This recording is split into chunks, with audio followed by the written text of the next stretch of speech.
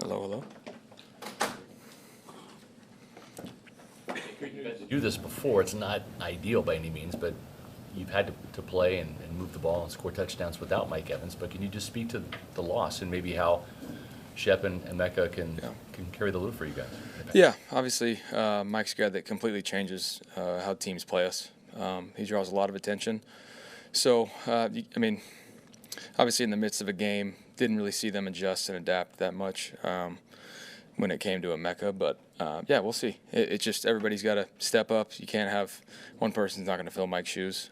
So everybody's got to step up and do their role at a very high level and execute against a good ball club. Sterling Shepard has the second most receiving yards on this team. Just how helpful has he been throughout the injuries, not just this year, but going back to last year too? He stepped up in a big way.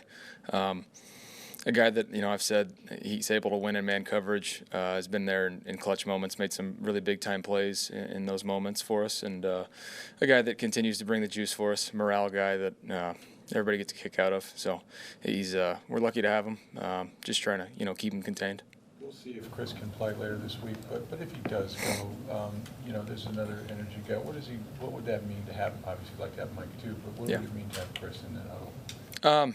Just great. I mean, it's just when he's in there, good things are going to happen. He just gets everybody on the same page, whether he's really communicating it or not. He's going to correct if somebody messes up. So he's always great to have in there. So we'll see. Hopefully he can. That's what we're hoping for. But yeah, it'd be great to have him out there. How do you look physically today, cutting routes? Oh, I thought he's looked great. Obviously I'm not in his body, but he looks great. I think just with some of the scout team stuff and the practices that he's been able to do, and then today again, just continues to get better. There is a difference in being able to run some routes during the week and then game shape, just getting a lot more reps. So we'll see. Hopefully, no setbacks, and he keeps progressing. How proud are you, Baker, of the team's execution during these late drives, and will that fuel confidence going forward in those type of situations? Yeah, I definitely think it. Just having those experiences under your belt, whether good or bad, you have mental reps, but obviously when they go well, it builds confidence. Just everybody. There's been different guys that have stepped up and made plays in those moments the first 3 weeks, and obviously last week with different O-line in there, having some protection checks and them executing it really, really well, that's huge. So that builds confidence. Now we have true tape and the 2-minute stuff that we can teach off of and continue to build in that regard.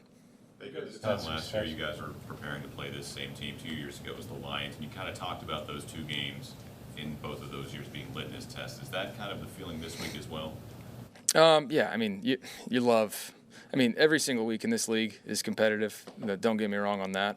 But when you're playing the Super Bowl champs from last year, a team that's really, really good, you always try and elevate your game a little bit. But yeah, we're trying to set the tone on our own end. It's like I said, this year is about not just winning the division, but the goals after that. We've got to take it one game at a time. And this week we have a great opponent in the Eagles.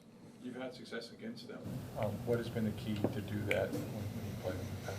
Starting fast, executing, is cliche as it is, doing all the little things right. It's a team that lines up and they do what they do, and they do it really well. So we have to do the same thing, match that energy.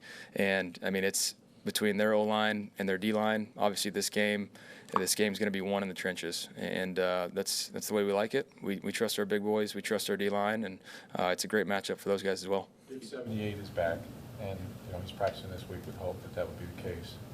That obviously could potentially put some other guys in their spots. Just what is your comfort level when you have the big guy on the left side there? Oh, it's a little different when he's in there.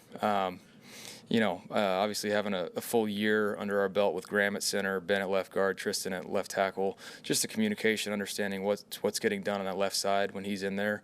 You can kind of cross that off the mind. You don't really worry about it as much. So hopefully it happens. It's definitely a luxury to have when 78's back there and you can leave him on an island, knowing that he's going to shut it down.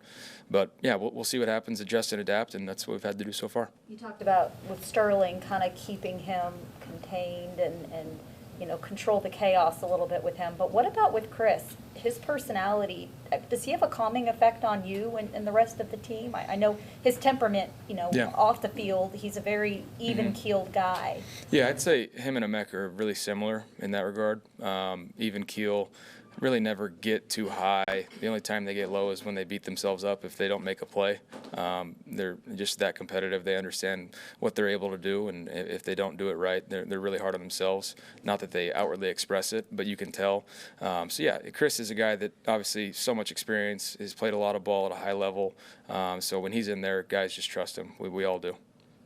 The Eagles have spent a lot of draft capital on their secondary, and they got some playmakers from Quinyon Mitchell, Cooper DeJean. They've added another one in Mabuka, the safety from Texas, Reed Blankenship. Yeah. Can you just speak to the playmakers they have in there? And you've been very good with the football so far this year, and how that has to continue. Yeah, I think I think it starts with Reed. He's just able to get those guys lined up. He's veteran player, recognizes patterns, concepts really quickly. He's able to take advantage of that and play aggressive.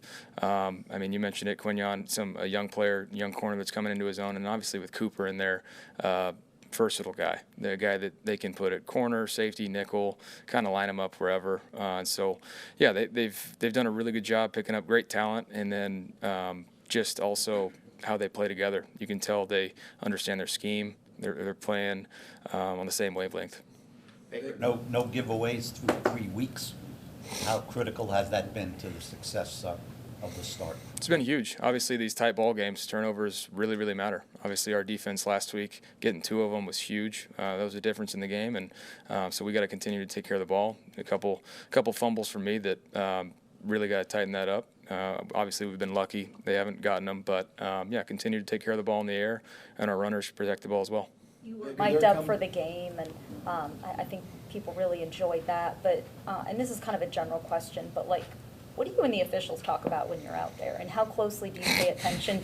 How close that you can actually repeat, I should say. And then how closely do you pay attention to who's going to be on each game each week? Oh, yeah, we always know the ref crews early in the week. You understand what they call, if they're heavy-handed on certain things. And yeah, conversations not always very pleasant. What are you gonna do? Do you kind of like that back and forth with them, or do you like the kind of Yeah, being able to build relationships? If they're on our with them? side, yeah. But if they're not, then no, I don't enjoy it. Baker, the Eagles are coming in a day early to get used to the heat. How did you handle it last week, and how do you notice defensive backs, other players struggling with it, and do you actively say we need to go after that guy? Then how does it all play in? Yeah, it's for sure an advantage for us. Not that we're, able to just withstand all the heat, but we got to tell ourselves we've been in it for a long time, and we've been dealing with it for longer than the other team has. And so, yeah, we looked at it. They did a good job of rotating their D-line quite a bit, getting fresh legs in there every once in a while. So it wasn't as big of a difference on the front that it has been in the past, just because they did a good job of it. You could tell in the secondary, though, those guys were tired, especially with what we were doing last week, putting the ball in the perimeter, making them chase and tackle. So we can feel it, and that's when you got to tell yourself, and guys in the huddle will say, hey, we are not as tired as they are. We got to push, finish this one in the end zone. And so it's always good to have that somebody just remind you of that. Do you have a favorite official? I'm not trying to get you fined, I promise. No, Baker, I love them all. what did Keith mean to this team? Todd just told us that he will miss the rest of the season. Yeah, which really, really stinks. A guy that special teams does a ton for us, a guy that doesn't get a lot of credit in that regard, and then offensively, tone setter. He's always touching you until the whistle is blown and somebody's pulling you off. And so when you have a guy like that, and Cody was like that too for us. So it's we're gonna have to have guys step up and do that, because we want to have, our identity as being smart and a tough team, but also physical ball. And we lost 2 guys for the year that have done that for us. So we're gonna have to have guys step up and set that tone for us. When you win all these close games, the way you have, not been done in history and all that, but is there a kind of a thread there that tells you that, you lost those games before, that there's a maturity about this team that hasn't existed? In other words, this isn't happenstance, right? Do you feel something that is different about this club? I do. I felt different about this team this year for a while now, just with some of the new additions that we've had the potential, but it's also, you don't know what it's going to be until it happens. And so obviously the way that this group has handled it, the way guys have been able to execute, that's huge. That is maturity, that's growth, that's guys taking what we've talked about and being able to transfer it into a critical moment, which really, I don't know if I can put it into words how difficult that is in the heat of a moment, to be able to calmly think and execute and do the little details right. And it's not like we're doing these crazy schemes in these moments. Guys are just doing the little things right and executing it. In terms of the little things, you guys had a lot of penalties in this game. I know you had Elijah and Luke were stepping into some big shoes. They had 4 holding calls. Just what do you say to those guys or any of your teammates to get everybody to settle down? One of those drives was so long, and we only ended up with 3 points. I think it was 16 plays, 3 points. I don't know how many third downs we had. Almost ran through our whole third down call sheet. But in those moments, you tell those guys, hey, obviously, if that's how they're going to call it, once you get back to the sideline, if that's how they're going to call it, got to let go earlier on some of them. In the moment of it, you can't change it. You can't go back and fix it. So really dwelling on it's not going to do anything for you. But we can learn from it. We can say, hey, if they're going to call it that close, like I said, let go earlier and just move on. Baker, with Mike Evans being the latest wide receiver to go down, how much more emphasis, if any, does it put on involving Cade Otton in the passing game? Yeah, a lot. I mean, it's tough to say until we know if Tristan's going or not, because we've asked those tight ends to help on the edges, chipping and doing that, and some of the dirty work, which they've done a great job of. But it's tough to say until then, but we would love to get Cade more involved just because of how reliable he is, always in the right spot at the right time. Baker, have you heard 2 more, please. Bucky Irving on the juke that you made on the defenders last weekend, or maybe even Tez as well? I have not. Did they say something? They gave you no love? No, it's crazy, isn't it? It's a cold world. All right, thank you. Vic Fangio is a big fan of yours. He kind of took a shot at GMs who've let you go in the past. Have your paths crossed outside of on the field? Do you know him? No, just small interactions here and there. Guys that have been on the same staff as him. Everybody calls him Uncle Vic. It's apparently everybody loves to play for him. Obviously, I've never done that, never been on the same staff, but I respect the guy tremendously. He leads, calls the game well, and so it'll be a good matchup for us. Thank you.